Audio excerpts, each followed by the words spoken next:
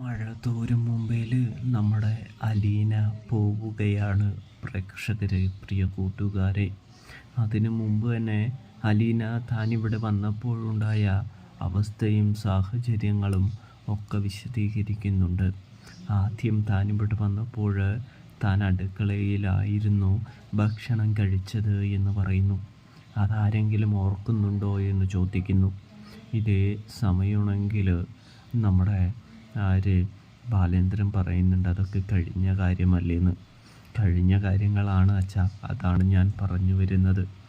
അതായത് അതിനുശേഷം അച്ഛൻ എനിക്ക് മകളുടെ സ്ഥാനം തന്നു, ഈ ടേബിളിൽ ഒരു സ്ഥാനം തന്നു എന്നൊക്കെ നമ്മുടെ അലീന ബാലചന്ദ്രൻ്റെയും സഹോദരങ്ങളുടെയും മുൻപിൽ തുറന്നു പറയുകയാണ്, വെളിപ്പെടുത്തുകയാണ് എന്ന് കാണാനായിട്ട്